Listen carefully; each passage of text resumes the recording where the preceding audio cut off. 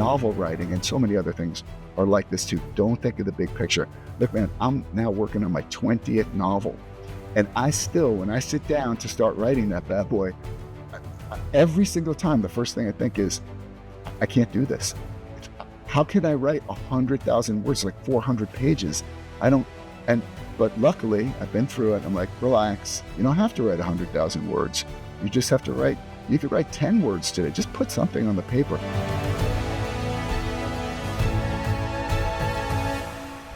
Hello, and welcome back to another episode of Deep Focus. I'm John Kiriakou.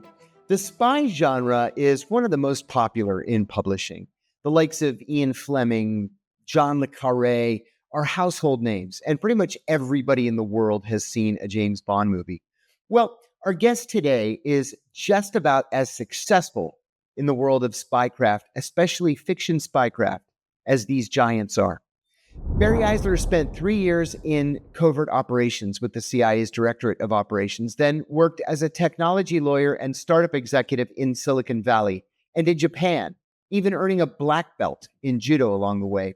His award-winning thrillers have been included in numerous best of lists. They've been translated into almost 20 languages and include the #1 bestsellers Livia Lone, The Night Trade, and The Killer Collective. Barry lives in the San Francisco Bay Area, and when he's not writing novels, he blogs about national security and the media. You can find that at www.barryeisler.com, and I'm proud to call him a friend. Barry, thanks so much for being with us. Thank you, John. It's good to be with you. Hey, I want to start by talking about your latest book. Actually, not start. We're going to get there. But first, I want you to tell our viewers about your career. You definitely have not had the typical post-CIA career. You remind me very much of our former colleague, Joe Weisberg, who was a CIA officer in the Counterterrorism Center and then resigned to go to Hollywood and then create the successful series, The Americans. Yeah. So take us back to your decision to move on from the agency and to begin this new life. I wish I could tell you that the whole thing was carefully planned and laser focused, and I could make up a story about that, I suppose. But the truth is, a lot of it was happenstance. I got really interested in geopolitics, the world, history, that sort of stuff when I was in college. Spent a lot of time reading about these things. And at some point I thought, what kind of career do I want? I started thinking about the CIA. At the time, there wasn't even any internet. That's how long ago this was. So I went to the Career Center and picked up a brochure, made a phone call, an 800 number. One thing led to another. I would say that the agency wasn't overall a good fit for me. In some ways it was, but it is also, I don't have to tell you, a very big bureaucracy. And when I look back at the trajectory of my career, I went from the government to a 600 attorney international law firm to a 4-person startup to working just by myself, writing and publishing books. So I don't think any of that is a coincidence. When I left the CIA, I didn't really know what I wanted to do. I had a law degree, and so I joined this law firm. And that didn't really blow my hair back that much either. At some point, I told my wife that I think if I could work for a Japanese law firm in Tokyo, it would be great international experience and might set me up for some sort of better career, more satisfying career in law. What I really wanted to do was train in judo at the Kodokan because I was pretty into martial arts. And so we went and lived in Tokyo for a year. And while we were there, I got this idea for a story, started writing this book. And that became, after 8 years of labor, my first book, then called Rainfall, now called The Clean Kill in Tokyo. When I sold the rights to that book, I left my day job, which was with a Silicon Valley technology startup, and I've been writing full time ever since. So again, I'd like to say that all this was super carefully planned, and certainly the agency training and background makes its way into all my books. But it wasn't like I had this all figured out up front. I put it together as I went along. Barry, I write a lot. I've published 8 books, and I'm under contract for for 4 more after that. But Fantastic. Every single one of my books is nonfiction. Yeah. I can't even fathom how somebody can be so creative as to write more than one work of fiction. Oh, Like you, yeah. you've written 26 books, Barry, in 3 series plus. You've made number one on various bestsellers lists multiple times. Your productivity reminds me of what Wolfgang Amadeus Mozart once said. He once wrote that he couldn't stop the music in his head. How in the world is it even possible to come up with your ideas, to come up with so many ideas? What's your creative process? Well, I wish my wife, Laura Rennert, who's also my literary agent, were listening in right now, because she's usually telling me I gotta get back to work.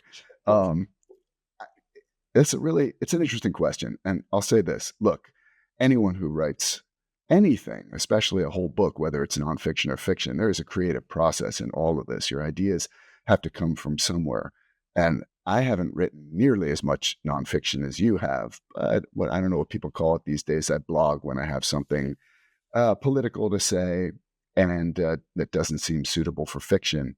And here's the difference that I've noticed, and the thing that I do think is a little different and maybe special about fiction. When I get an idea for something I want to write about, for that's going to be nonfiction, it's like the raw material has already been presented. I have an idea, there's something I don't like. And I mean, just as one quick example, I saw a headline this morning that Hakeem Jeffries said that claims that Putin is a sworn enemy of the United States. And I'm a little bit literal, but my reaction to that was, did Putin swear that? I mean, what does it mean to be a sworn enemy? We hear that phrase all the time. Yeah. And I mean, I can go on and on about this, but just this is the kind of stuff that pops into my head. And if I feel like it, I'll be like, I want to talk about this. I want to talk about these phrases that just get used by establishment media. And then we're supposed to think, oh my God, this person's an implacable enemy. There's no way we can do business with this person or have any kind of amicable or mutually productive relationship with this other country. After all, they swore that we're an enemy. And that's so then there's the material, and now I can write something about this and build in some thoughts about the kind of catchphrases and newspeak, as Orwell called it, that gets injected into everyday discourse. But the raw material has already been presented, and it's a question of organizing it into an argument, something that I hope people will find compelling and persuasive. The thing that's different about fiction is you're really building the raw material, and that's different. It hasn't been presented to you by the external world. Some of this stuff I don't know exactly where it comes from, but it gets stimulated by the real world. Usually turns into a what if question. And for anybody who's interested in fiction or writing fiction, I would say those what if questions they're really your friend. I mean, sometimes, like, I don't know for sure, but Michael Crichton, where did Jurassic Park come from? I'll bet he read an article that said something like, scientists believe that it would be possible to clone dinosaurs from DNA, although maybe not, because there'd be some missing links if we could extract dinosaur DNA from the blood of a mosquito that was trapped in prehistoric times in amber or something like that. And then I can imagine Crichton saying, what would happen if we cloned dinosaurs today? I mean, like, who would do that? That's where it starts. And then you start asking the other questions. Well, who would do that? I don't know. Maybe it would be like a mad scientist type who wants to open some sort of amusement. Oh, that would be cool. You could make a lot of money if you had an amusement park with dinosaurs. But then something would probably go wrong. What would that be? Well, the missing DNA link, maybe they would use frogs or some amphibians or something like that to splice in a little DNA so that they could actually produce the dinosaurs. And then to be safe, they would make them all female so that they couldn't breed. We don't want this to get out of control, but you put some frog DNA in there, and frogs can be hermaphroditic, and life breaks out and always finds a way. And now you're off and running. So this, I'd say, is the difference with, you really got to start with almost, not with nothing, something produced the idea. But then it's a question of turning it into something more. My book, The God's Eye View, I came up with the idea. I think I was playing with it all the way back in 2012. And I was thinking, as always, I think whatever we know, whatever the government lets us see, whatever leaks through accidentally instead of deliberate leaks to shape public perception, public opinion, I always figure there's a lot more to it than what is actually visible. And so anybody who's paying attention would have known back in 2012 that the government is collecting a lot more information on Americans than it's letting on. Mhm. And so I started thinking, like, how big would that be? How would it be run? What would the government use it for? What is the government motivated to do? What is the government afraid of? And then I started thinking, well, what if it's really big? What if there were a whistleblower? This will sound familiar, John. What if there were a whistleblower and it could be, I don't know who it is yet, maybe a woman who works at the NSA. She's got a lot of pressures, like most people. She's got rent to pay. Maybe she's got a special needs kid. She needs the money to keep him in a special school. And so she's got a lot of pressures not to rock the boat. Everybody does. We need that income. We need that paycheck just to stave off things we're afraid of, including like losing our house, not being able to put food on the table for our kids. But her conscience is bothered her by the discovery of this program. So we have a dilemma, and that's going to be important in any story. And then while I was not even really working on the book, but just noodling about this stuff, taking walks and thinking all these like who, what, where, when, how questions, Glenn Greenwald and Laura Poitras and Bart Gellman all published their articles that were based on the Snowden revelations. This is in June 2013. Just blew me away. And I realized, as ambitious as my idea for this national bulk collection of the NSA and the other aspects of the other organs of the intelligence apparatus turned inward on the American people, what I was thinking, hey, is this too much? Will people buy this in fiction? It wasn't ambitious enough.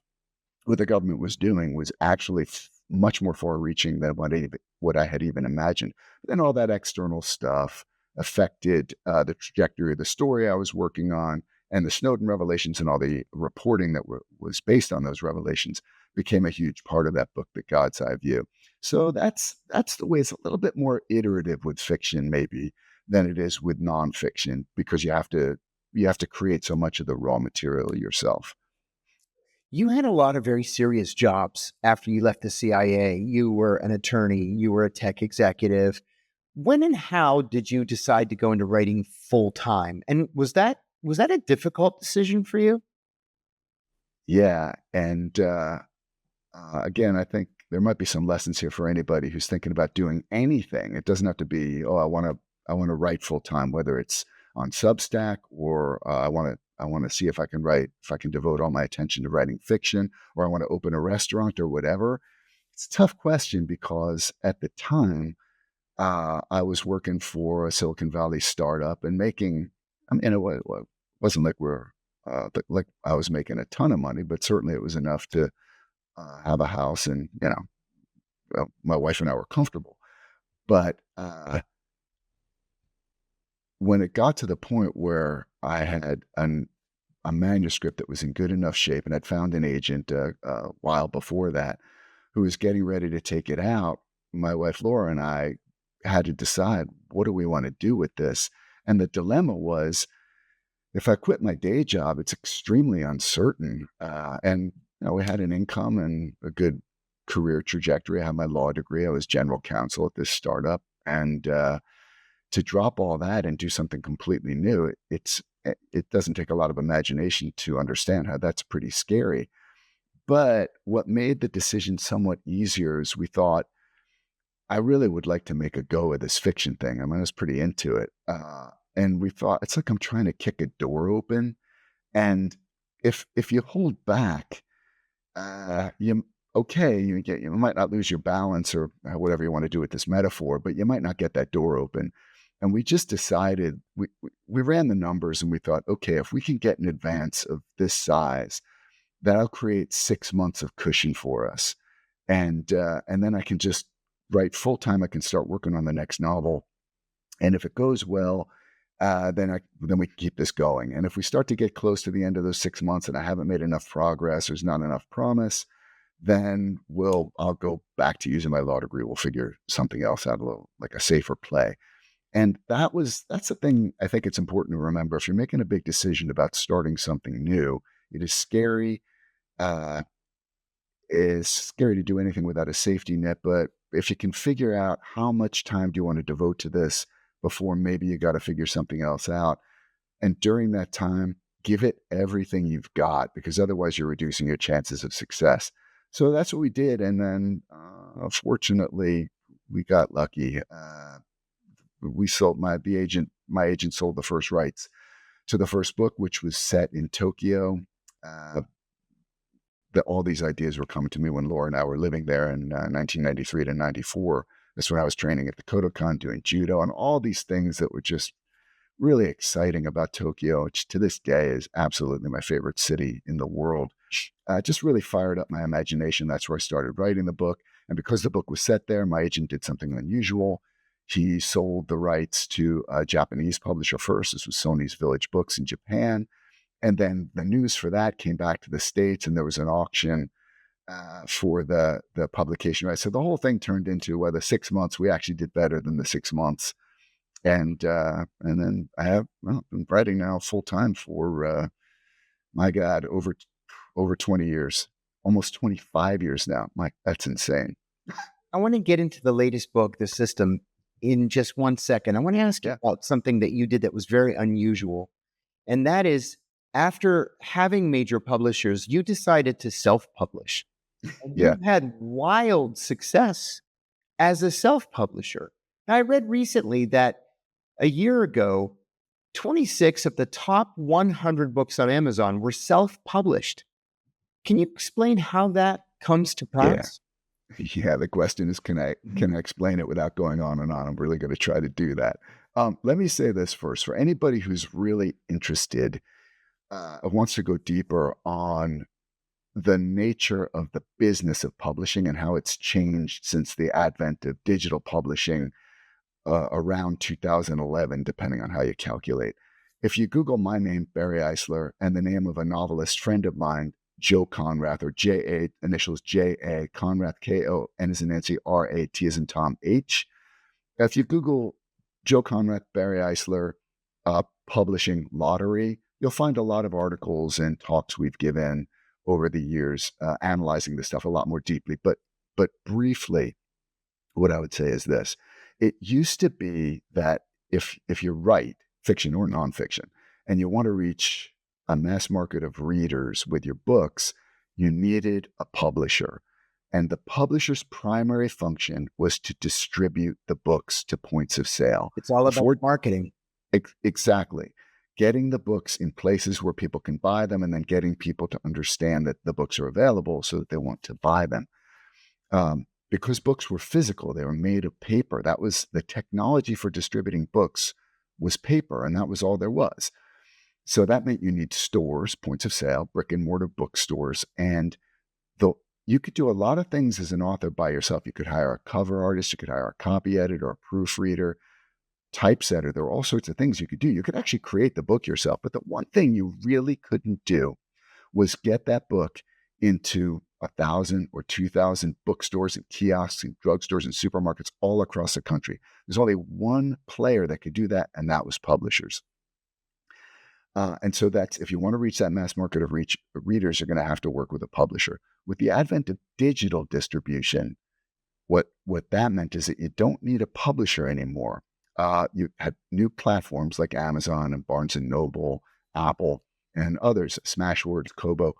And for a cut of, say, 30%, these platforms would allow you to just upload your digital book for anybody who wanted to download it digitally. So you don't need a publisher anymore. Doesn't mean you won't necessarily want a publisher, but you don't need one. The analogy that is sometimes used for this is publishers would get irritated when I'd give some talks at publishing conventions about this sort of thing, and the reaction was notably hostile. I would say, we authors don't need you anymore. And that's just the truth. I'm not trying to hurt anyone's feelings. I'd say, it doesn't mean we don't want you.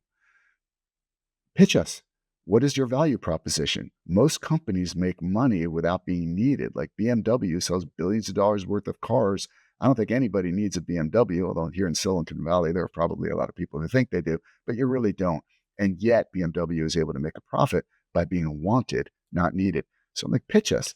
If we still want you, and there may be reasons that we do, then we'll do business with you. Otherwise, we can go direct. And I've done every kind of publishing. I've been published by Random House, Ballantine, Penguin, Putnam.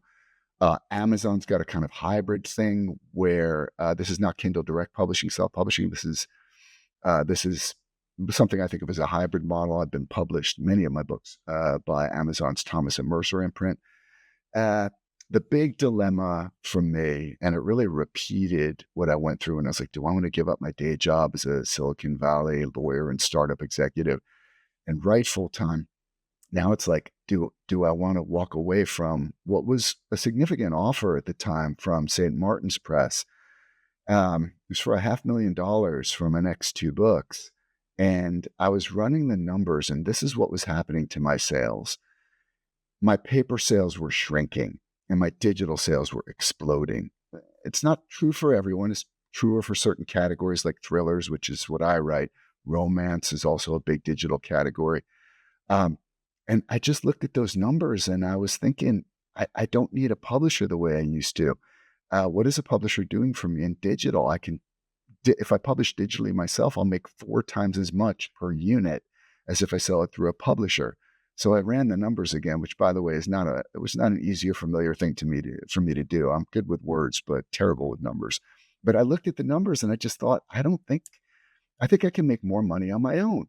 Talked about it with Laura, and the numbers didn't seem to lie, but it was scary again because that's a base hit. Or look, I mean, if it's a big enough advance, you can call it a home run, but the point is it's guaranteed. The advance is guaranteed. So we're like, we put this in the bank. And we can live off it, and it's guaranteed income. Whereas if I self-publish the book, there's no guaranteed income. If nobody buys the book, I don't make any money. But we decided to do it. The guy I mentioned earlier, Joe Conrath, novelist Joe Conrath, and I did an online conversation. It's another thing. This wasn't in the media. We just published this on Joe's blog. Joe asked the same question you did, John, which was, why did you do this? And I said, well, I ran the numbers and then it got picked up. Yeah, it got picked up by more established media like the Wall Street Journal and other places. And the headline, which is a little misleading, it's not untrue, but I think it's a little misleading, was New York Times bestselling author walks away from $500,000 deal to self-publish. And that became, I mean, it's a great headline. It's a great soundbite. And so it got my decision got a lot of attention. The reason I say it's misleading, and just to be clear, when you get in advance, it's not like the money truck backs up to your garage and says, where do you want us? Yeah, you know this. Where do you want us to put all this money? First of all, it was 2 books, and each of those books is going to have 4 milestones. How long does it take me to write a book? Even if I write a book a year, which is a little bit fast for me, but let's say you get the idea. So now we're talking about with execution of the contract, delivery of the manuscript, hardback publication, paperback publication. That's 4 milestones over the course of 2 books. You're talking at least 3 years, probably 4. I'm not complaining about the money. It's not like it's poverty or anything like that, but it's not like $500,000 in cash just falls on your head. But still, that was the headline, which was attention getting. And that's how I made the decision again. Generally speaking, if I'm faced with a decision like this, I like to bet on myself. Even if it doesn't work out right, at least I bet on myself. I'd hate to, I don't know, bet against myself. That would be uncomfortable. So that's how I've been making these decisions as I go along. When I wrote my first book, The Reluctant Spy, it was published by Random House.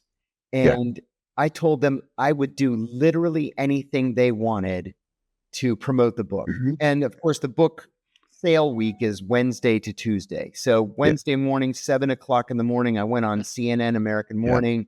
Then I went on Fox and Friends 30 minutes later. And then I went on CBS Morning. And then I just went from network to network to network. I flew back to Washington. I did the Chris Matthews show. And I went all the way to Nightline at 11:30. I was fantastic. And then the next day it was all radio. So I did 75 5-minute radio spots all in a row. I had lost my voice by the end of the day. I'll bet. So I waited for the following Wednesday, and right at 9:00, I called my editor and I said excitedly, "How'd we do?"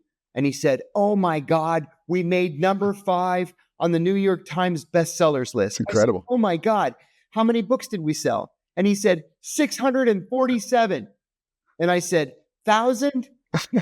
And he said, no, 647 books. I said, there are 300 million people in this country.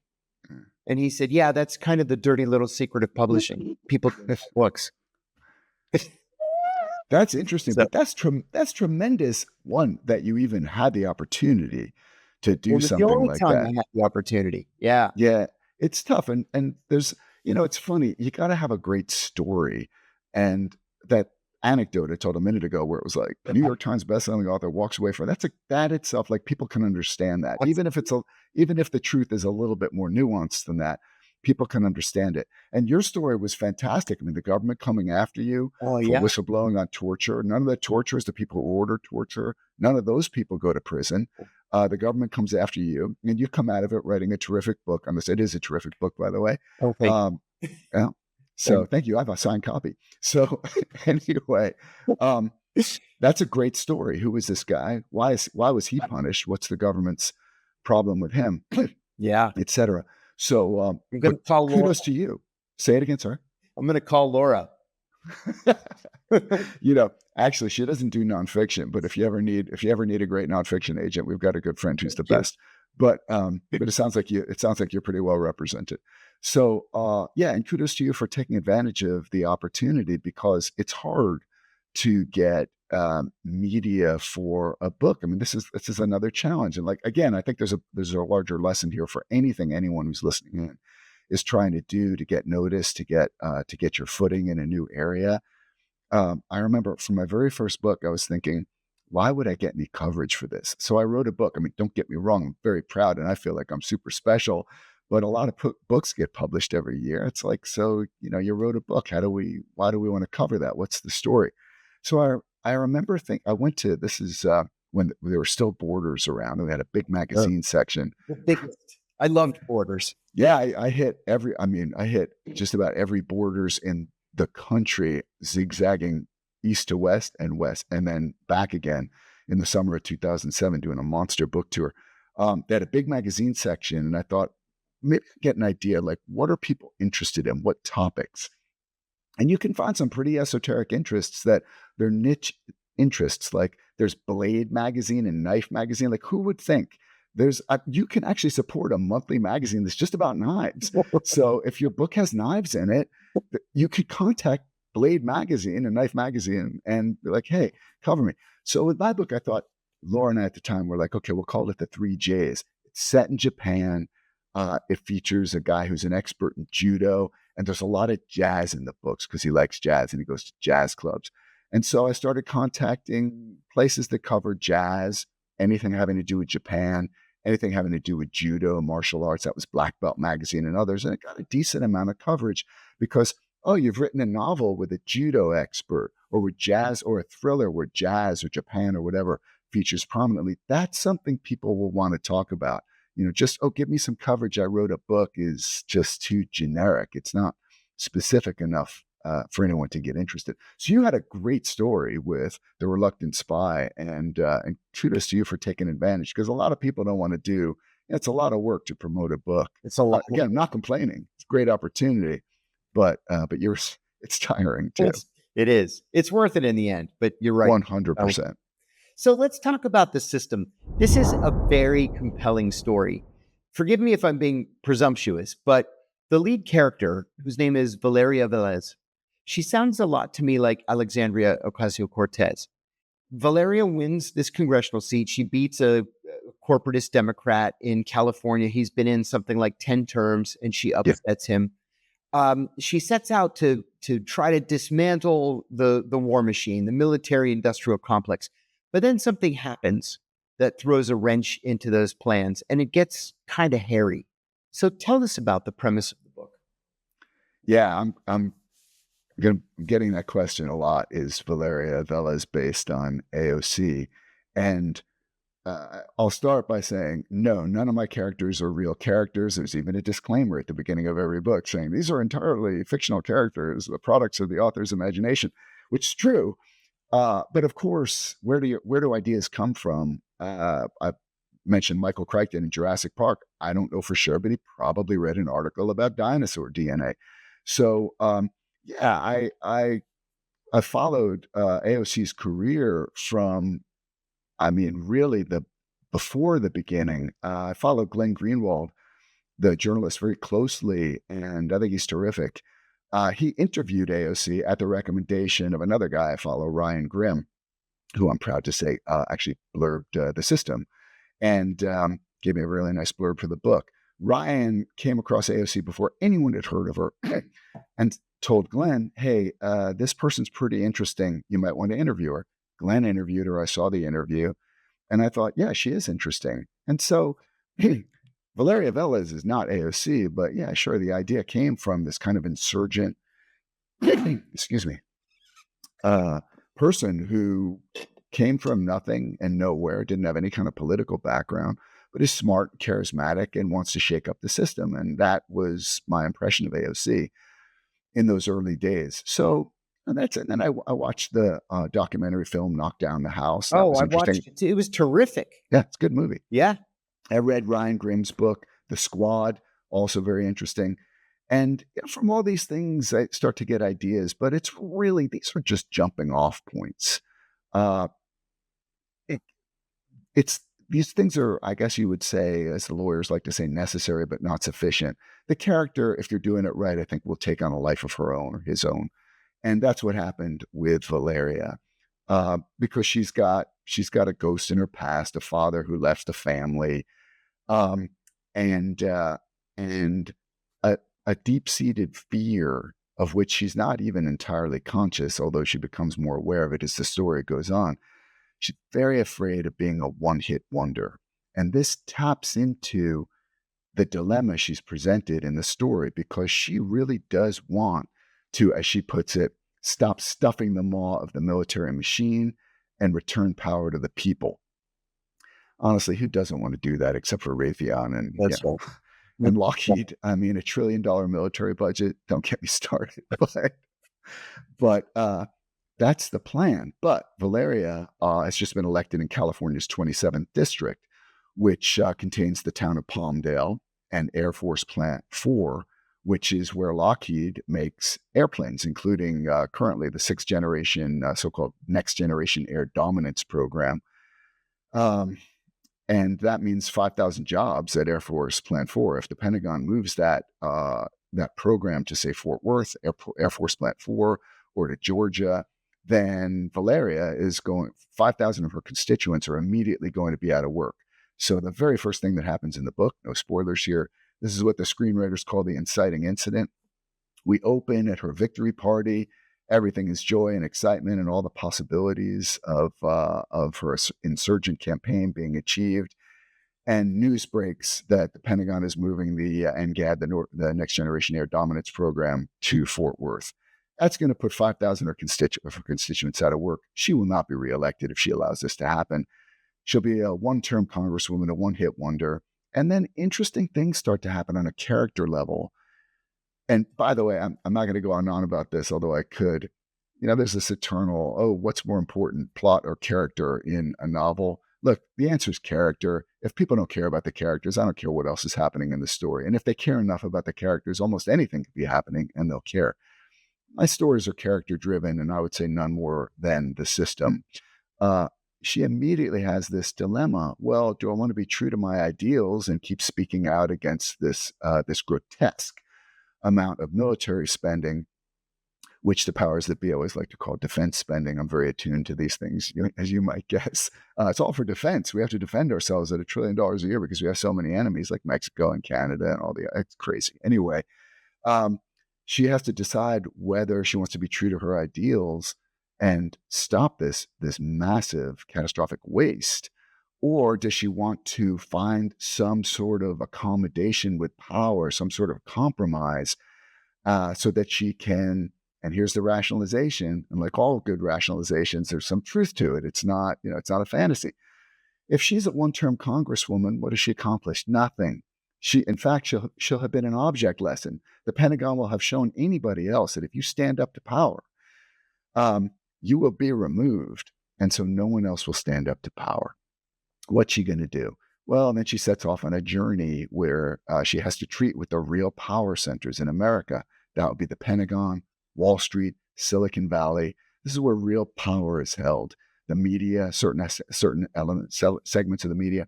She has to figure out how to accommodate power while not giving up on her ideals. But as Nietzsche said, when you gaze too long into the abyss gazes back into you.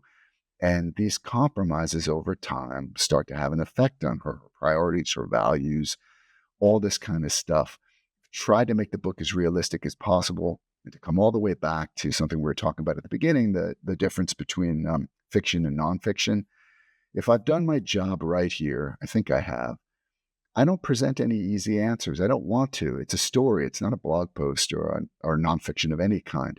I want people to come away with their own opinions, strong opinions even, about what's happened in the story, what has Valyria accomplished, what is this journey, what has it done to her, what's going to happen next.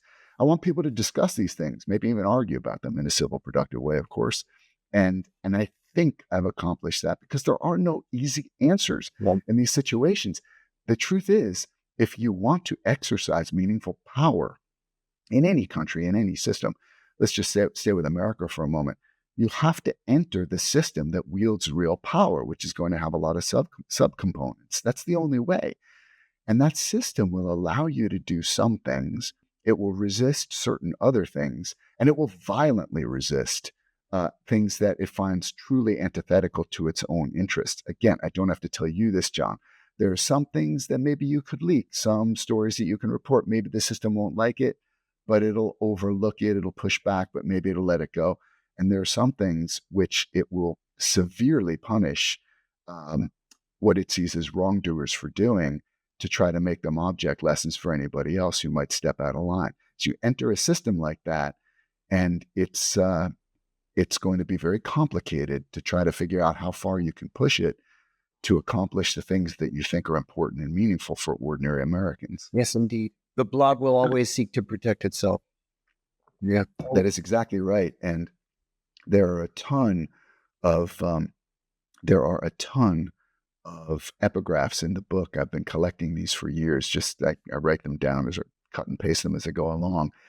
And a number of them are about this notion. It was a terrific journalist, Andrew Cockburn, who said, I'm not going to quote it exactly because I don't remember it verbatim, but the idea is that the system itself is this insensate organism whose only instinct is to expand and protect itself.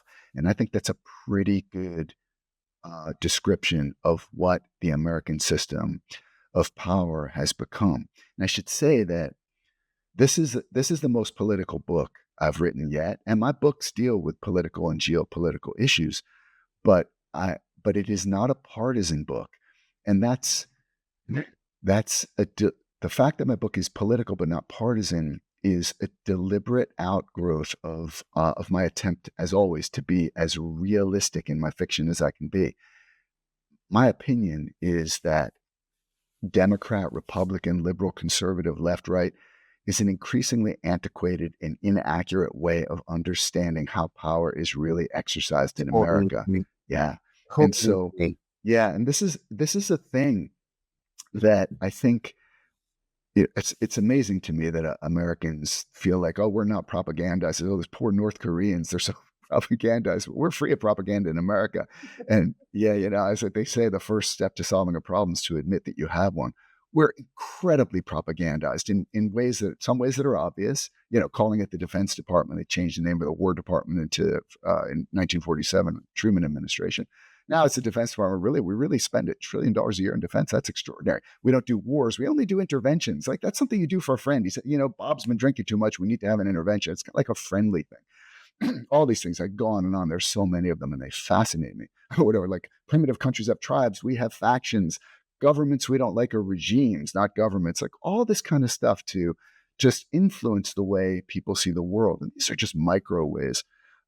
But there's so many macro ways too. Here's one. Many times people say, we really need a third party in America. And I sometimes joke that say, maybe, but I'd settle for a second party. Yeah, exactly.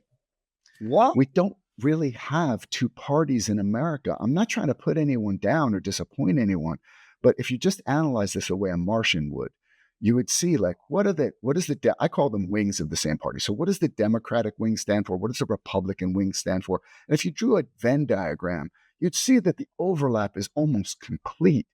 What these two wings of a party cooperate on is vast, but you don't notice it as much because if there's no fight, there's really nothing to report. So it doesn't get reported. I mean, the $1 trillion military budget would be an example. Aid to Ukraine would be an example. You might think aid to Ukraine is the best thing in the world. This isn't even my point. It's just that there's almost certainly among the establishment wings of both parties, but almost throughout the two wings of the parties, there's almost unanimous agreement on we got to keep shipping billions of dollars, hundreds of billions of dollars a year to this foreign country. Aid to the Israeli government, same thing. Again, I mean, I could share my opinions about that, but that's a separate matter.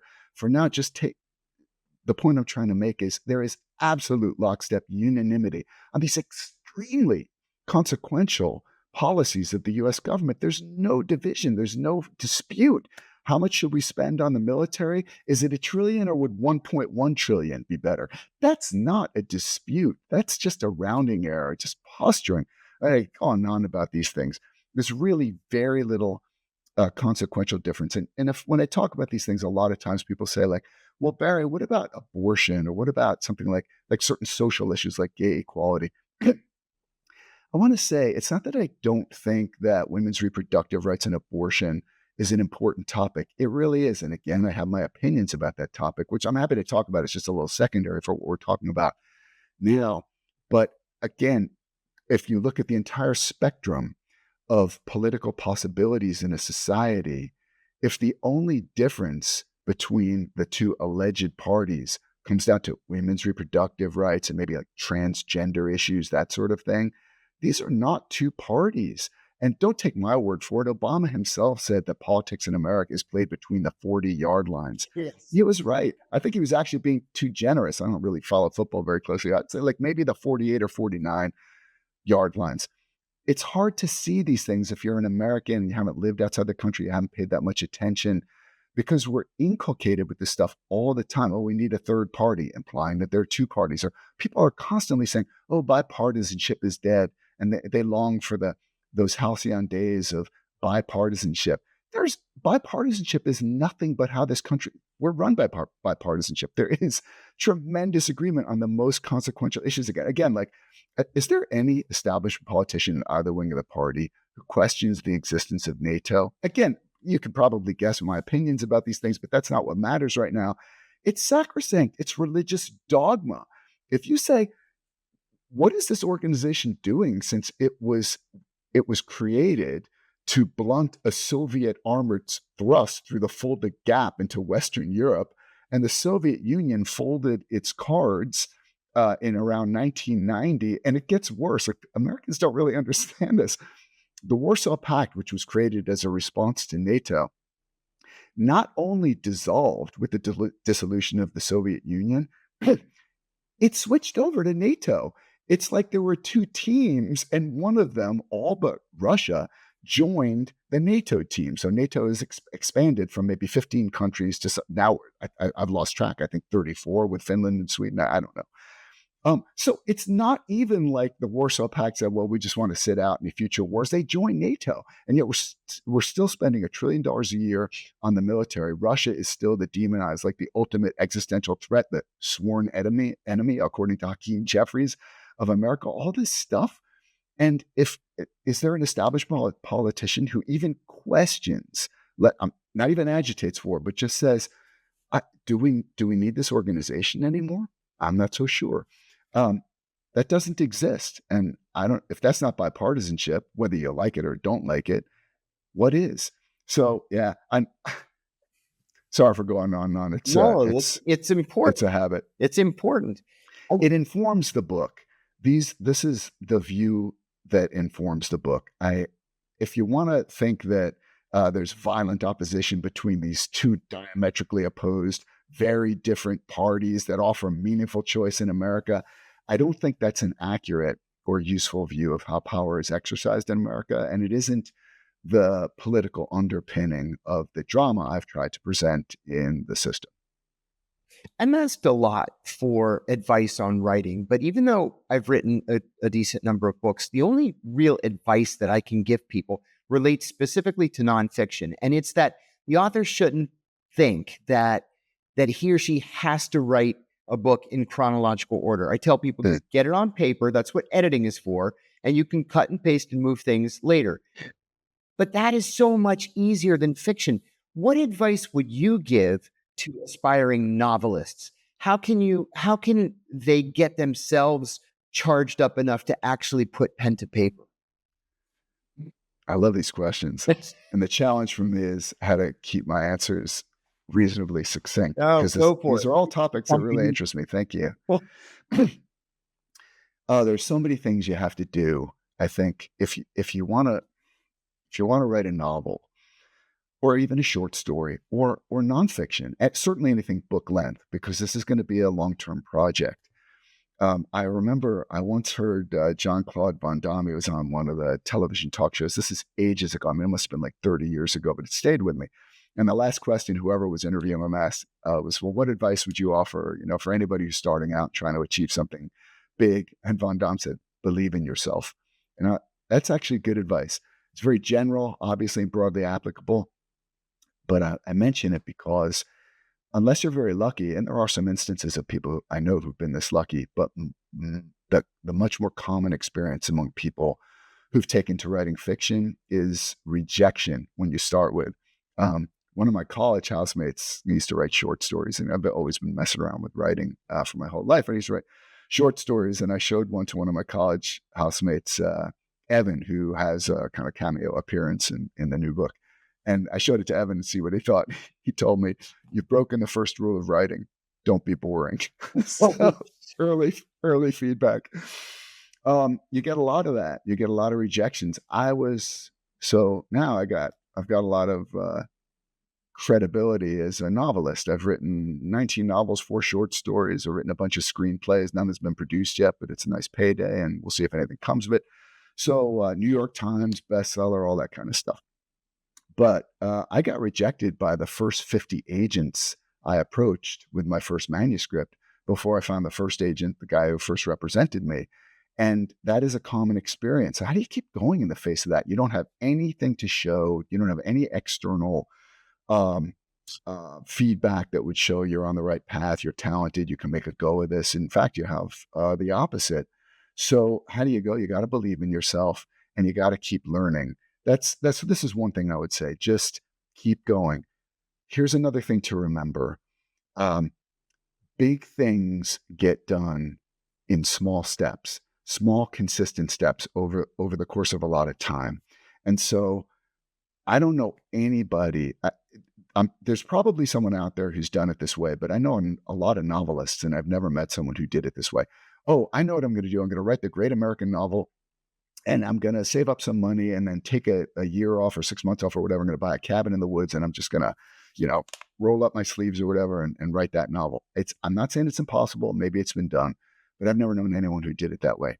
People who write all their novels, but especially that first one, you got to find time. Get up early, stay up late, whatever it takes. Yes. Yeah. Because this is true for nonfiction too. Absolutely. I was commissioned to write a book once, and I gladly took the commission. And then they said, we need it in 60 days. I said, 60 days? It takes me 9 to 12 months to write a book. They said, yeah, we need it in 60 days. So I told my wife, I am going to sit at the computer until I write 1,000 words, and I'm not going to get up until I write 1,000 words. And some days it was 2,000 words or 2,500 words. And by God, I finished that book in 30 days. Yeah. You got to be consistent, and consistency is its own reward. One of the things that I always find super interesting and captures my attention is the way a principle will express itself in slightly different ways across different endeavors, but with some underlying commonalities. And you just made me think of this. I try to stay in shape, especially as I get older. And what I've learned is that it's harder at the beginning. Like if for some reason I have a cold period, like 2 months go by, which is a long time, it gets harder to get back on track as you get older. But this is what a lot of people don't realize. Like, I want to get in shape. This is my advice to anybody who wants to, want to get in shape. Here's how you get in shape. Don't think too much about it. Don't think about like you want to be Hercules. Just like if you're starting a novel, don't think, wow, 100,000 words. That's a lot of words. How am I going to write that many words? Don't worry about that. Break it down into a set of smaller problems. So if you want to write a novel, then it could be anything. Think about like today, I want to write, it could be a very low number, 100 words, 50 words. Just do something, but do it every day. And then you'll start to build up. So for people who want to get in shape, I'm like, can you do push-ups? Oh yeah, I could do a few push-ups. I'm like, do 10 push-ups a day for a week. Just unless you're really impaired in some way, you could probably do 10 push-ups. Even if you have to put your knees on the floor, do what you can do is the idea. Don't get sore. Don't overdo it. Just do your 10 push-ups. And be like, hey, man, I did 10 push-ups. I'm awesome. But do it every day for a week. And then how do you feel? Add a few push-ups, maybe add a few sit-ups.